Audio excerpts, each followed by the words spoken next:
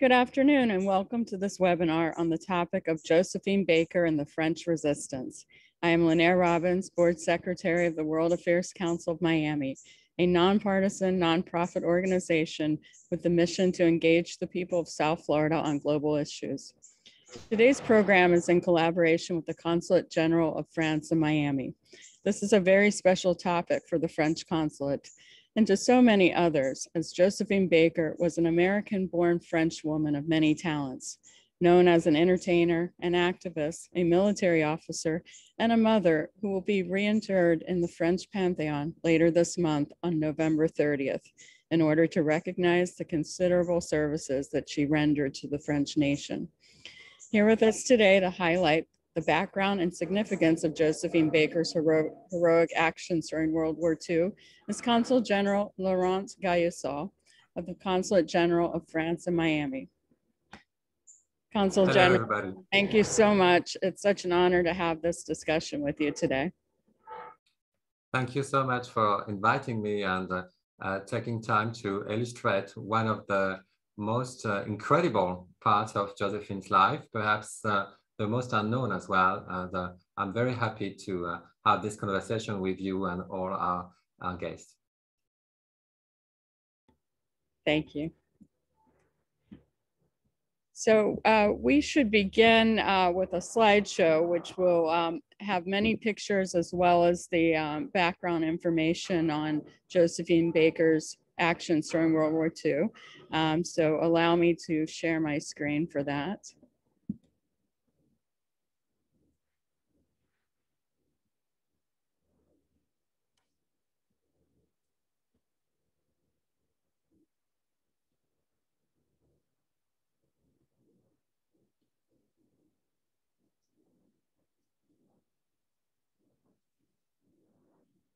Okay, so the first slide here is Josephine Baker as a resistance fighter, as she weaponized her fame against Nazism.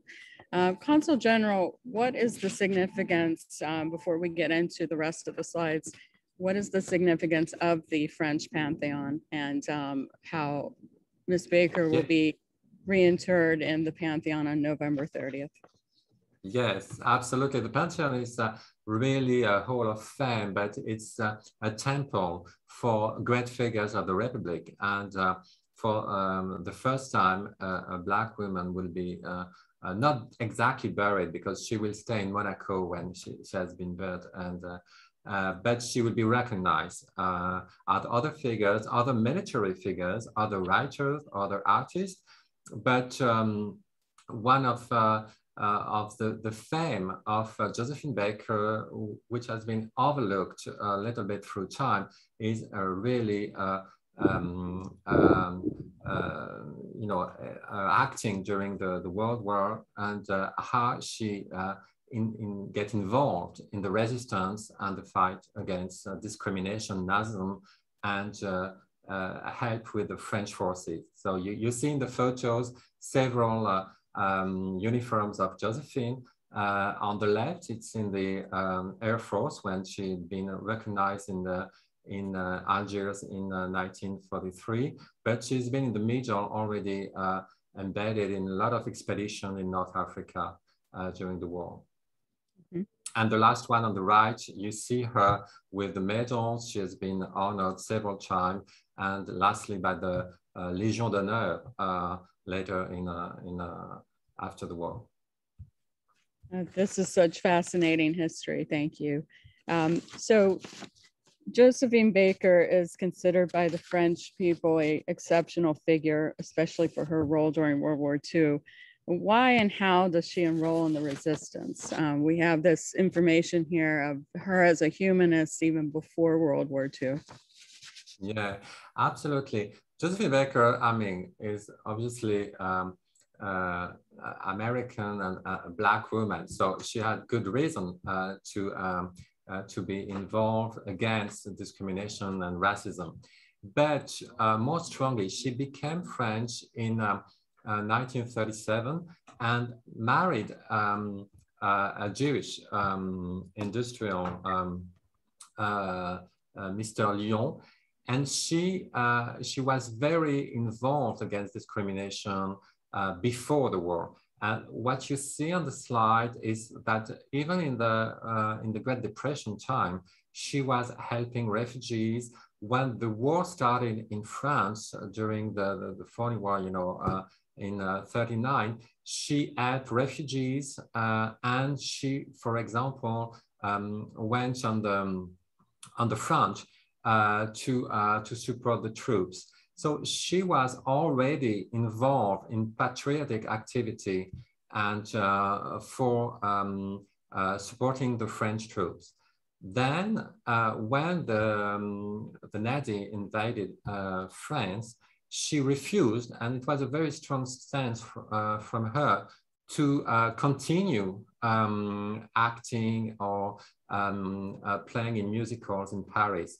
And she decided to go south of France in Les Milandes, the castle she bought later on, to help Jewish people and others to escape through Portugal and other countries in Latin America or in the US. So she was really involved in helping the people, refugees from the war, or helping families to you know, to escape Nazism and to you know, deportation for most of them. Mm-hmm. Thank you. And I see here in the information, she was helping the local Arab population to be invited to receptions that she attended. And then later on in the 1950s, was a member of the International League Against Anti-Semitism and International League Against Racism. So it seems like she really worked intersectionally to help many populations of people. Absolutely. She had, you know, the strong at heart, the ideals of brotherhood, and she didn't make any distinction. This is so true that when she stayed in North Africa, she insisted on different army, the British or the US or the French, to bring all the people together at reception. For example, she didn't show up in reception where, you know, the Arabs and the Americans were not invited, and she insisted to play in front of integrated audience, Black soldiers, white soldiers. So she really acted consistently all her life on this idea to bring people together. But the really important thing is l'appel du 18 juin, so the message she heard in south of France through the radio, the voice of General de Gaulle. And it has been really a revelation, you know, in a lot of films. And because we know that very little people heard really by the time exactly the message of General de Gaulle. But she's one of them who heard really on time. And she really devoted a life saying, I want to be recruited. So she actively proposed herself to be recruited for the French forces, for intelligence service. And she, perhaps that the next slide, we'll see Linare. Yes, because you see Jacques after the captain Abte, who became her assistant, and she covered him up because she used, as you mentioned, her fame, and because she had the possibility to tour, even in Marseille when she was in the south of France, she decided to act again in La Créole, you know, Offenbach operette.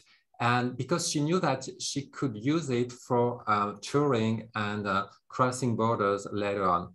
And with Captain Abte, they make, you know, a couple, a kind of spies. So she really gets into receptions because people wanted to have her in some embassies in Spain or in Portugal.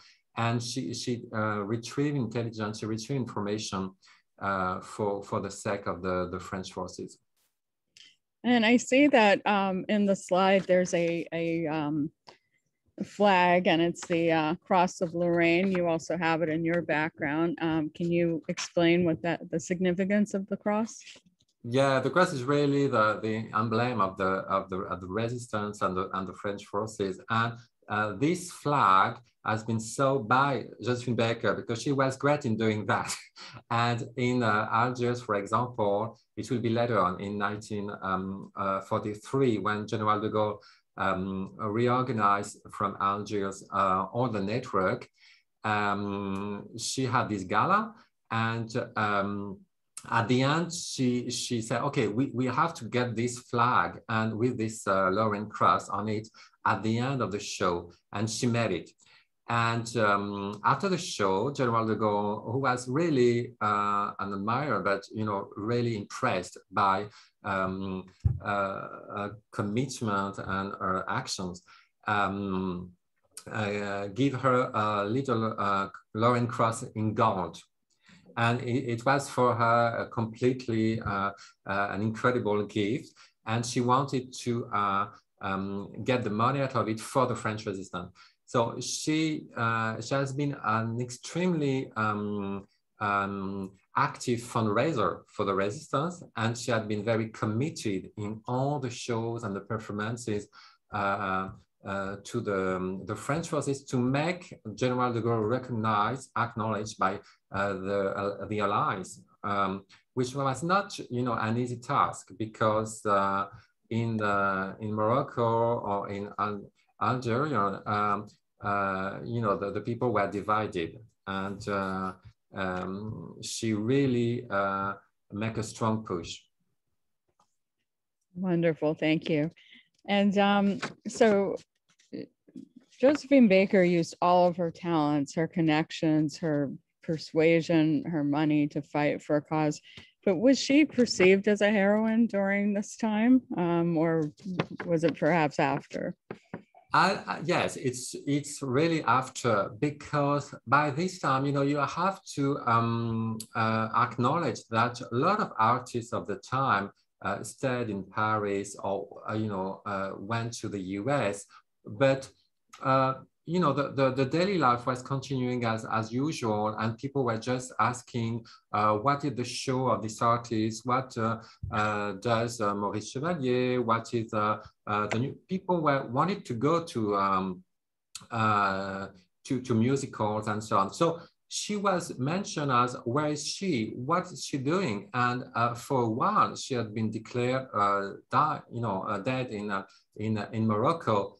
Especially because, with Maurice Chevalier, for example, who is quite well known in the US, they didn't get along very well because, it's an anecdote, but it does reflect on the time.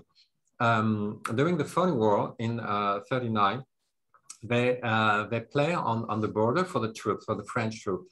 And Maurice Chevalier said, okay, I'm the star, she's the second one. I mean, she doesn't have to be the last one. And okay, she was a bit shocked, but she said, that's okay, I will do the first part. But she had so much success, people were clapping and clapping, that at the end, Maurice Chevalier get only 10 minutes while she got on the program. And Maurice Chevalier, were in conflict because Maurice Chevalier and Miss Tanguette were, obviously in competition against her. And he said when she was in Morocco that she was dying. She was in the hospital and she had serious health problem. But in the news, it appeared that Josephine Baker has just disappeared while she was doing active duty for the French forces. And even in a hospital bed, she was gathering information and trying to pass it to the French forces. So it's incredible because she really gets into this battle as a matter of life for her. And she reinvented all her life around this, this incredible situation that she had no stage to be on. But she invented instead, she invented her life again. And when she met with Captain Update, she said this very strong word. I mean, she really wanted to be recruited. And she said, "You got my life. I'm ready, Captain, to give my life. You can use as you wish." So she was completely embedded in that fight. And that's something which is little known, and it's worth talking about it today. You know, just reading the first three sentences on her activities, it sounds incredibly dangerous. Can you make a comment about how she risked her life for this cause, and back to the main point of her platform and how she used it for basically for liberation of others? Yeah, she risked her life because she covered somebody really recruited, you know, a spy, and then she became, you know, a permanent a spy as well in the late 43. She get a title, and she then she had a little wage as well. But she brought in a luggage, and you know, in a music sheet, some information, for example, about the plans of the Germans and the troops for to pass it to the French forces and to the British of the time. And it was very bold of her, because she could have been really arrested and killed. Obviously, it was active service. Mm-hmm. Yes, definitely. So now we are exploring Josephine Baker as a heroine, how she reinvents her career, and these interesting details here. Can you elaborate on any of them? Yeah, she was bold and gifted. She was bold because she wanted to drive, for example, she drove all over Africa. She made several tours for fundraising. So, and you know, by this time, even if she learned how to pilot a plane, they had to go on jeeps and to cross the desert. So she made expeditions in North Africa from Casablanca to Cairo, for example. And it was very tiring, and she was really doing all this journey for fundraising. And the other thing, she was gifted in making people talk about and officials. You know, when she get invited in some receptions in Lisbon, or you know, in big capitals of Southern Europe, her technique was to contradict the person. You know, if she had an official, an Italian, and they say, "Oh, I don't believe what you're saying." No, it's not possible. You know, to make them talk, to elaborate a little bit. And she was really, you know, acting under disguise, but very well. And people couldn't really imagine that she was retrieving information. She was making people talking for the purpose of gathering information. And so she harbored resistance fighters, Jewish refugees, and anyone escaping Nazi forces in her chateau. Can you tell us more about that? Yeah. So in the first part, before, you know, the complete invasion of France, they had this southern part, which was called la zone libre. And she could gather resistance and help Jewish people from ex-husband, for example, to escape in Argentina. So she really made them, for example, going through Portugal and then Latin America. The idea, you know, it was very complicated. You had to get visa to get to the consulate, and you have to prove that you wanted to stay in Europe. And that was helpful with Josephine because she could say, oh, I got the plan to play in Lisbon or to play in this. And that's why my dear assistant, the captain, after is accompanying me and so on. So she could bring people. And for example, from artistic career in Paris, she brought a lot of musicians and artists along her. For La Créole in Offenbach, she really hired a lot of people who were escaping in Germany and escaping the Nazis in general. Yes, and I see that she is photographed here with a military officer. Is this someone that she served with? Absolutely, and I think you have a video which can illustrate very well. It's a bit plain, but it gives really the atmosphere, and you will pay attention to how the commentaries about how Josephine is really a star. It's very popular. Is somebody really familiar to the French? Yes, let me bring up the video just a moment.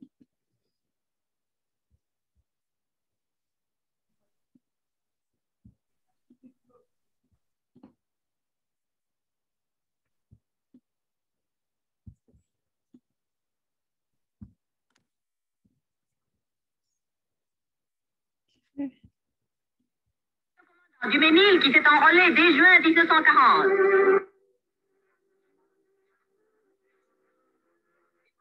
Oui, le lieutenant Josephine Baker, qui rapporte d'une tournée en Égypte un chèque de 4,5 millions de francs destiné à la résistance.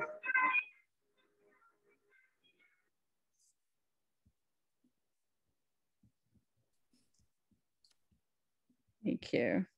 So I don't know if it was clear, but you see them acting, and that's very interesting because there was this kind of bringing the women up front.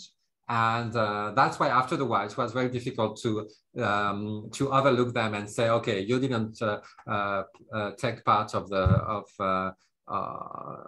the war. They were very active and very efficient.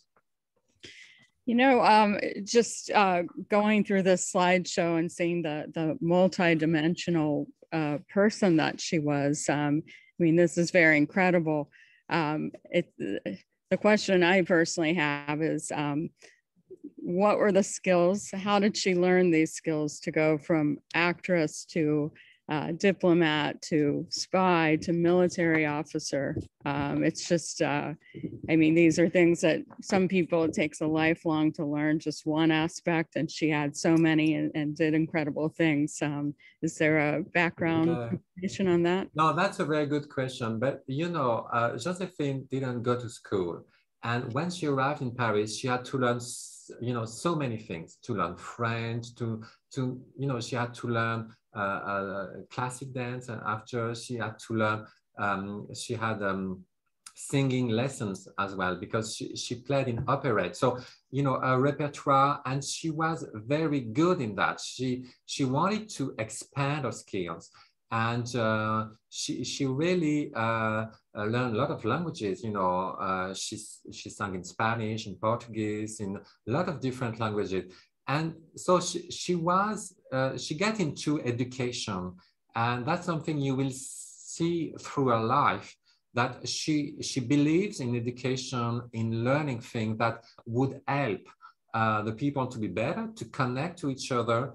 And the last part of her life, you know, when she read this rainbow tribe of children, she really focused on education.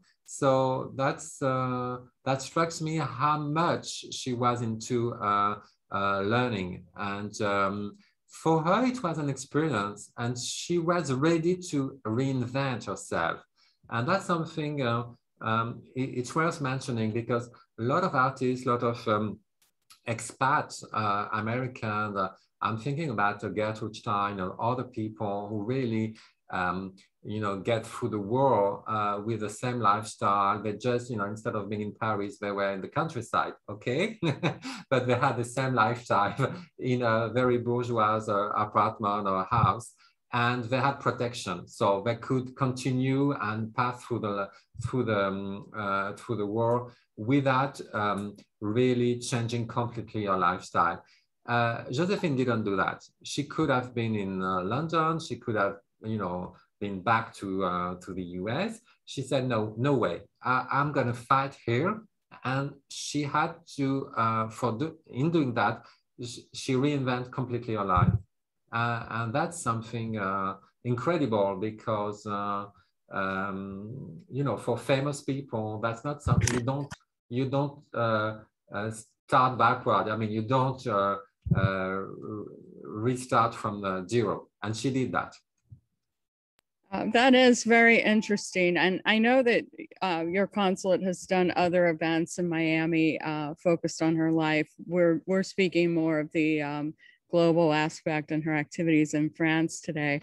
But you've done other events focusing on her life and in the United States, as well as some of her activities in Miami.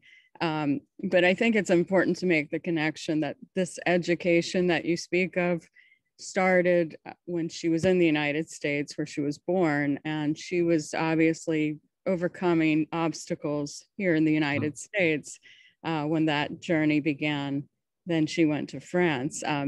Just from those other activities that you've done here in Miami, can you share some information about that part of the journey and how it led her to France?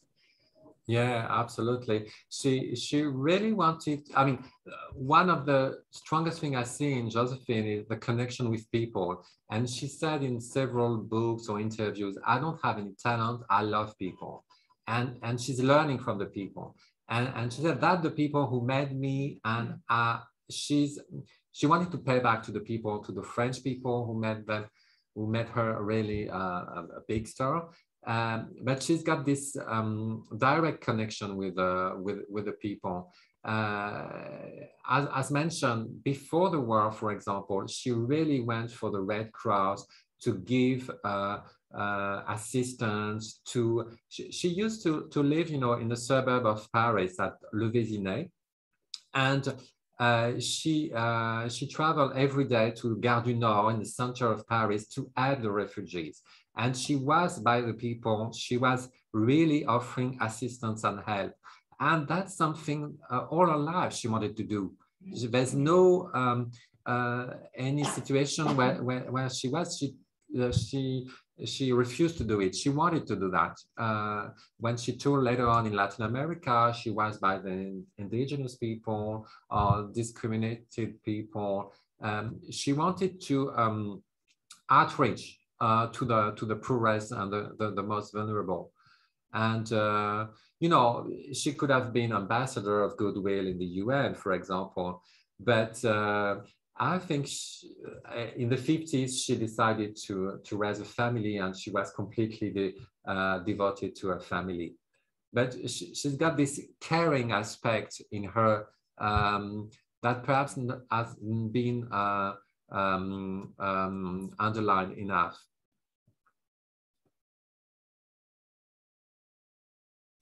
We can't hear you, Lina. Okay. Before I ask another question, I'd like to present a question that one of our attendees has asked. The comment has been made that this is such an incredible story, an incredible woman, and why hasn't there been movies made about her? I am familiar with one movie, but are there any films in France about Josephine Baker? Not that many, and it's good with the ceremony and the honor of the Panthéon that will bring alive all alive, because it's a very large life with a lot of aspects. And but it's true that it's, in wartime or in strong fight, it was the same for the civil rights, when she was one of the few women who were really on the stage or in having the possibility to speak. In wartime, women are really pushed a little bit aside, even though they're making really amazing contributions and are really have greater courage than men sometimes. And so you are producing many events from now until November 30th in Miami. Could you share with the audience what some of those events are? Absolutely. No, we're happy to have a celebration throughout the month. We started in late October with a discussion on career in cinema, because that's very interesting to see her in cinema. And then we have this talk about Josephine in the Resistance, because that's a really kind of epic story. And we will have a conference on the Paris Noir, which is very important to see how she relates with other Black American artists of the time between the 20s and the 30s, when Paris was really a place for Black artists to be. And she's part of this Harlem Renaissance, for example. People forgot that she's been really a key figure in the Black artistry of the 20s. And she really made a huge contribution. Even if she was really very individualistic, she's one of its kind, and she's really playing live on stage and playing individually. She was part of an artistic collective and Black Renaissance in jazz and dance. Thank you. And so I'd like to give the audience an opportunity to ask any questions. If you'd like to ask a question, there's a Q&A, or you could send it through the chat. We'll watch as those come in, and otherwise we can keep talking. And so I understand that Josephine Baker also has a son, and would he be living in France or in the United States? She had 12 children, so 10 boys, 2 girls. And in the US, she found the Chez Josephine. It was a cabaret like she had in Paris. She wanted to have one in the US and in New York. And one of her son, Jean-Claude, take over this cabaret, but he died 5 years ago, I guess. It's another son, Jerry, who is running this Chez Josephine restaurant and perpetuating the memory of Josephine Baker in New York. Another son, Brian, is very active in the Chateau Les Milandes in France, and is really involved in the celebration for the Panthéon. He was behind the petition for acknowledging a mother. And that's a coincidence you mentioned him, because he wrote to us. he saw that we were doing a lot of things in Miami, and he said, "Oh, that's amazing, you're doing a lot of things. I want to come over, and I want really to help Josephine Baker to be further acknowledged and recognized in Miami." So we're very pleased of that. Thank you. And one of the questions that we have an attendee that would like you to speak more about Josephine Baker's role in the resistance. So more details about it. More details.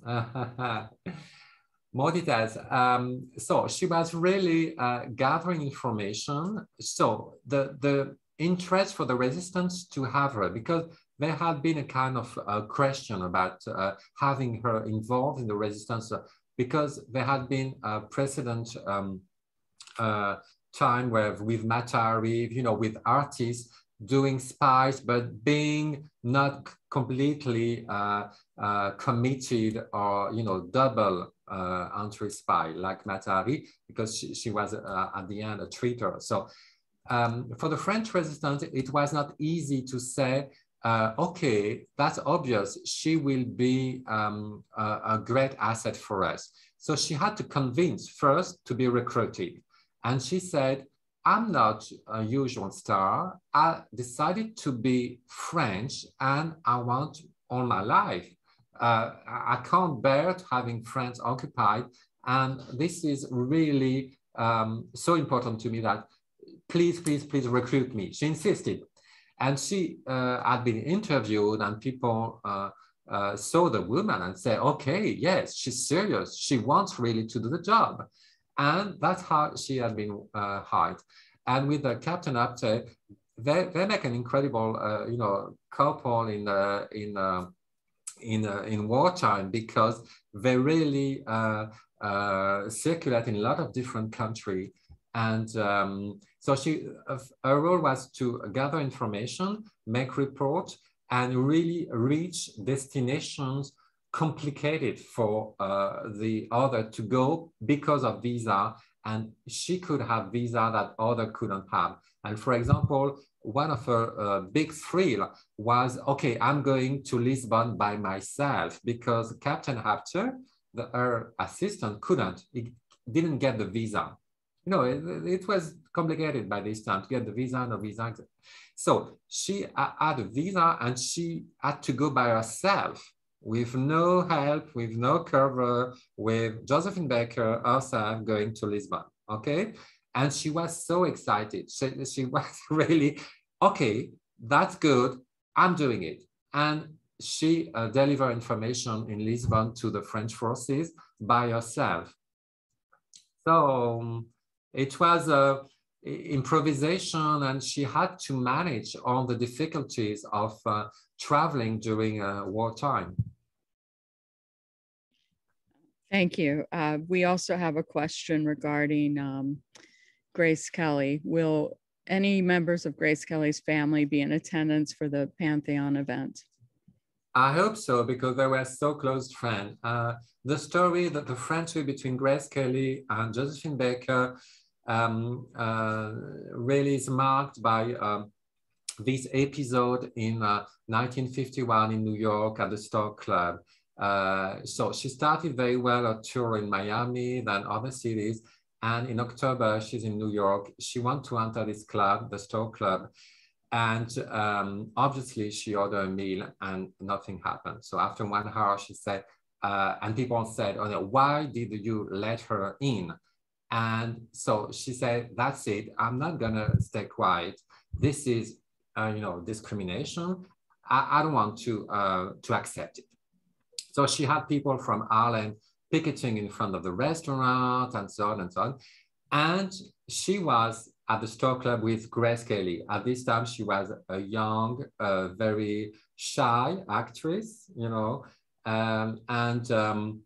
she said in a book after this meeting that she was completely overwhelmed by the strength of Josephine Baker and the courage she had to say, I'm not gonna accept that. This is not, she said it's an American. She always, wanted to put the issue on the table saying, this is not, it's an American behavior. And you have to accept all the people of this country in this restaurant. And so she made it very clear. And so Grace Kelly, they get along very well from this time. And all her life, she had the support of Grace, even more when she was a princess of Monaco. And that's why she's buried in Monaco, because her last home was in Monaco, and Grace Kelly financed her last show and helped her family. So it's a very nice story of two, very different personalities, but respecting and seeing in each other kind of support. But, in the US, there are a lot of strange couple like this. The story of Marilyn Monroe and Ella Fitzgerald, for example, Ella Fitzgerald couldn't play in some clubs, and Marilyn Monroe, who was exactly ahead of her time as well, said to the owner, okay, if you let her play in your club, I will come every night. I don't know if she did it, but you know, and they support each other. And I think in the artists and between women, there's these great stories of friendship and on, okay, let's go together. So Marilyn Monroe, Ella Fitzgerald, it's a very nice story as well. Marilyn Monroe helping Ella Fitzgerald to play in some clubs, and Grace Kelly and Josephine Baker are really two friends in life and in fight. Thank you. And another question from an attendee. Did Josephine ever meet Virginia Hall? I'm not sure. I don't know. I don't know about this. And also, if we were to watch the ceremony on November 30th, will this be televised for those of us in Miami or elsewhere in the US to watch? Yeah, I think it will be on French television, so I don't know at what time it will be here. But I think there will be a lot of, I think it will trigger a lot of different artistic, they're talking about several days of, you know, bringing together. The Panthéon is very solemnal. I mean, it's a church. It used to be a church. It's a temple. It's kind of, it's a funerarium in a sense. So it's very austere. It's a very nice building at the top of the hill. It has a lot of meaning, but I think this is the symbolic part of honoring Josephine Baker. But as I mentioned to you, she has always been popular with the French people, and she lives in a lot of you know, memory. When you talk to people in France, they remember. And you know, it's one of the few artists when you just say the first name, Josephine, and it does mean automatically Josephine Baker. You know, it's immediate. And people do connect with her first name. So we also have a question regarding Josephine's activities in Miami, and specifically regarding her desegregation efforts at the Copa City Club. And I know we talked earlier in Europe, she was desegregating crowds, and obviously she was doing that wherever she went. So there's history here in Miami as well, if you could share that. Yeah, absolutely. When she was hired in Miami in January 1951, she put the condition for that she would play only for integrated audience. And that was a really bold stance from her, because it had never been before. And so she stayed at the Capacity Club, because the Capacity Club was a kind of resort. It was a kind of restaurant, a theater, shopping center. It was kind of a new concept, very big theater. And so she demanded to stay in the hotel and to play for unsegregated audience. And it was a big theater with 750 seats. So, and she really had a smashing success for 2 weeks, at a point that the owner hired her later on in June, saying, do come back. And she really made the theater have a good earning, because the project was too big for Miami and was a bit shaky.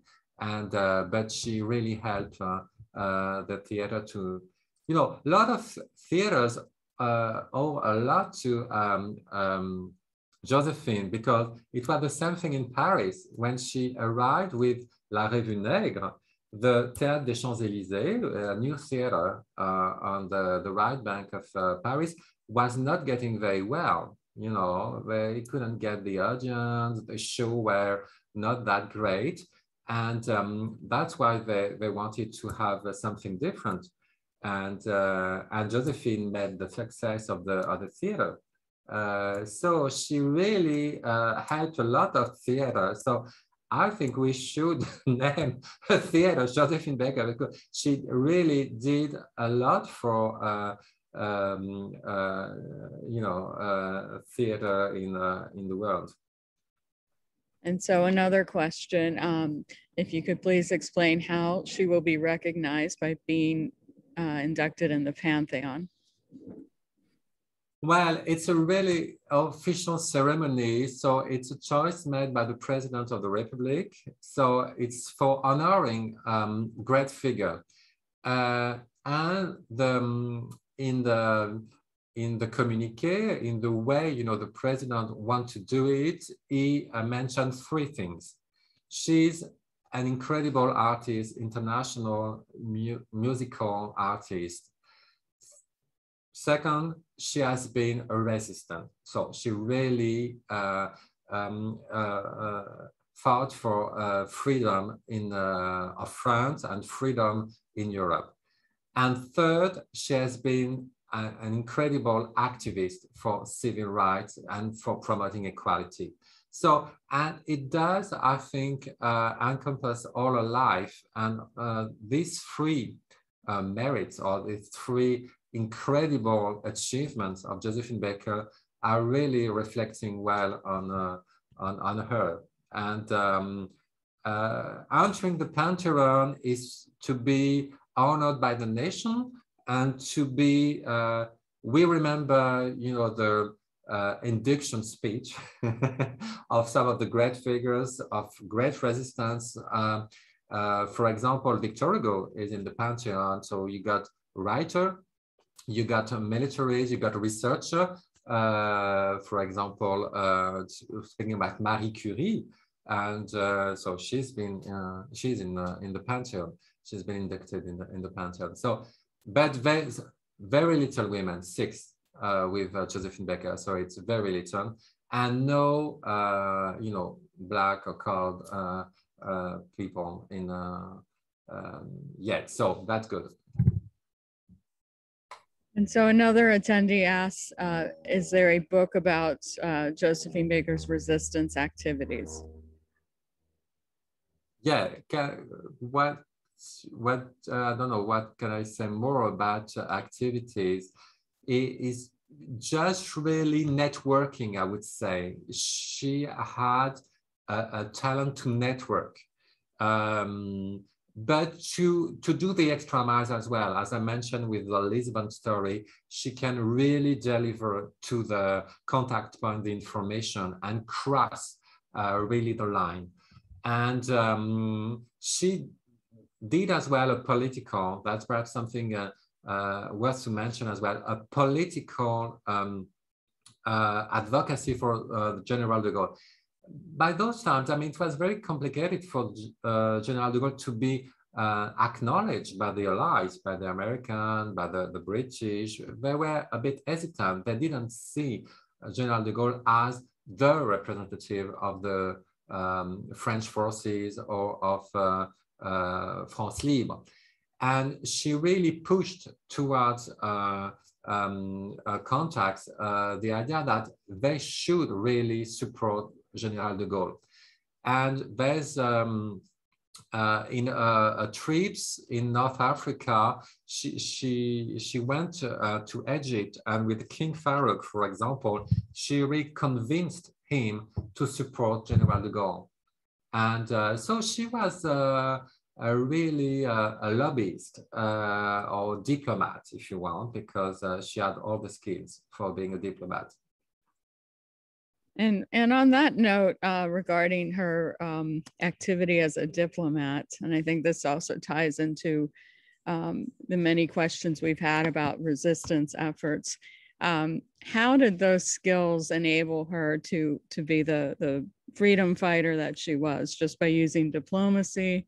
And did it allow her to get into certain circles that she might not have been able to access otherwise? And definitely her husband and his role that allowed her to have access into some of these spaces as well. Yeah, I think she's bold. I mean, something that I always say that she's not an intellectual, she's a performer. and she really she wants interaction, and she wants to convince people. She wants to bring people together as well. And I think one of her major character is really to perform. And as an artist, she had a lot of skills for doing that. But as I mentioned before, a lot of artists didn't really wanted to continue their career. So the other thing as well is she really she's not of sticking to one thing in her career, because she did some singing, she did some acting. She's very versatile, and she wants to explore other ways. But the best where she feels perhaps more comfortable is on stage, definitely, and she wants to interact with the people. She was very unpleased or unsatisfied with the cinema, for example. It was too cold for her. She couldn't get the reaction of the people. And she's really a performer, a stage performer. She wants to be in the, so being in the middle of the action is great for her. She feels comfortable. And so those acting skills also came in handy as with her spying activities, the espionage, and all of those efforts. So that's really incredible that she was able to leverage her skills as an actress as well. There's also a question about what she did after World War II. So where did her, obviously we know that a person like this, they don't stop with one event. So what was her next thing after World War II? Well, it was continuing the agenda of bringing people together and fighting against discrimination. That was the unfinished agenda she saw after World War II, and that's why she, when she went for the march in 1963 in Washington, she was wearing this uniform, this strange uniform of the French forces, because for her it was, continuing the fight. I mean, it was unfinished business for her. She had to continue, and yes, she really continued in several ways. She was one of the most prominent speaker of the LICRA against anti-Semitism, against discrimination, all kind.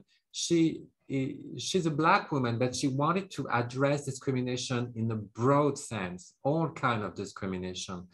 And because she had this ideal of humanity is better than, to uplift humanity. I mean, she was really in the spirit of doing this, uplifting.